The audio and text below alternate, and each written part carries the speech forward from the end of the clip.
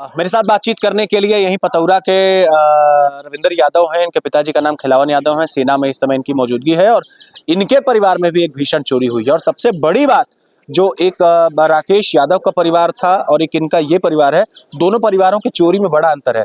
राकेश यादव जी के यहाँ तुलनात्मक रूप से थोड़ी कम चोरी हुई है, लेकिन इनके यहाँ जो चोरी हुई है उसने कम से कम हड़कंप मचा करके रख दी है। क्या था पूरा मामला, समझते हैं। क्या शुभ नाम पड़ेगा? मामला मेरा मेरा नाम रविंदर कुमार यादव है। अच्छा। मैं फौजी एक हूँ। अच्छा, आपको सूचना घटना की कब मिली? सूचना घटना की मुझे मिली 3 बजे के लगभग। तो भाई मेरा गया, उसमें देखा कि उसमें ताला पूरा टूटा हुआ था। देखे कि उसमें ताला टूटा हुआ, मैं भी अंदर सो रहा था इस तरफ, इस वाले रूम में। तो उसके बाद जब उसमें देखे हम, तो उसमें तो पूरा जो अंदर का जो अलमारी है टूट गया था। अलमारी टूटने के बाद उसमें कम से कम 6-7-8 लाख का गहना चला गया था। अच्छा, कौन कौन से सामान थी, जरा उसके बारे में आप सामान बता में पाए ये था हमको? कि हार था एक, और उसके बाद एक पैजनी 2 था, उसके बाद झुमका 2 था, उसके बाद मटखानी 1 था, नथुनी 1 था, उसका मंगलसूत्र 1 था, मीना 1 था, 5 जोड़ी, और अंगूठी 3 था, उसमें करधनी था और सोने का था, उसमें तमाम सामान था। तो उसमें सारा सामान चला गया है। अब मैं ही सुरक्षित नहीं होकर अब मैं देश पे बॉर्डर पे क्या लड़ूंगा मैं? अब यही चलेगा यहाँ पे। अगर पुलिस हमारे घर पे नहीं देखी गई से तो हम क्या करेंगे बताओ? अगर हम वहाँ पे नौकरी करेंगे, आर्मी के बुलम करते हम, इसमें मेरा ड्यूटी है कश्मीर में। कश्मीर में अगर मैं सही अगर रहूंगा तो मेरा घर ही सुरक्षित नहीं, तो मैं क्या करूँगा ड्यूटी वहाँ पे? अगर ड्यूटी मैं अगर सही तरीके से अगर करूँगा, मेरा घर सुरक्षित रहेगा तभी करूँगा ना मैं। इसी तरीके से अगर मेरे घर पे अगर सही कार्रवाई की जाए, अगर छानबीन की जाए, अगर तो मिल जाएगा, अगर ढूंढा जाए इधर से उधर मिल जाए, अगर थाने वाले सही से कार्रवाई करें।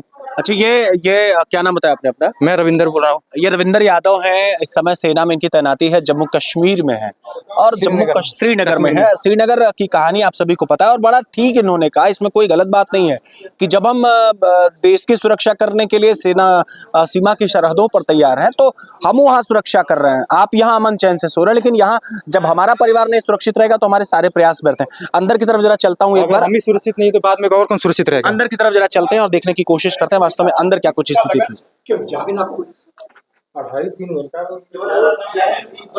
ये अंदर की तरफ जरा चलते हैं और ये समझने की कोशिश करते हैं। अच्छा, एक बात, ये रविंदर भाई आपसे जानना चाहेंगे, ये इकलौता रास्ता है घर में प्रवेश करने के लिए? नहीं, और रास्ता सीढ़ी है उधर से, मतलब इधर से भी है। दरवाजा लगा कि नहीं लगा? दरवाजा नहीं लगा है। अच्छा, सीढ़ी के ऊपर दरवाजा नहीं लगा? आज तक कभी चोरी नहीं हुई थी। तो आज हो गया 100 साल हो गया, आज तक कभी चोरी नहीं हुई थी। आज ये पहली बार हुआ है इस गांव में। ये पूरे मतलब खटारा पतरा मिला के आज पहली बार हुआ है।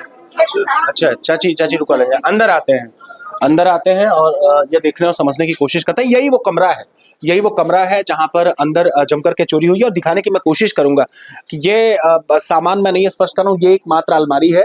और ये आप देख सकते हैं, ये दाहिनी तरफ जो कमरा है, ये दाहिनी तरफ जो बॉक्स है, यहाँ पर अगर इनकी माने तो यहीं पे सारे जेवर रखे गए थे और उसकी कीमत आज के डेट में कम से कम 10 लाख से ऊपर थे और सामान सारे बता दिए।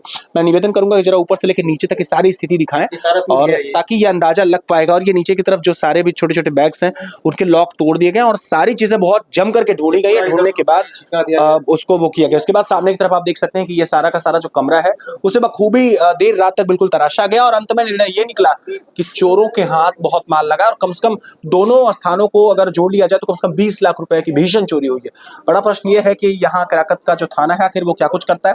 एसपी कितनी बड़ी और कितनी जिम्मेदार कार्रवाई करते हैं? नमस्कार।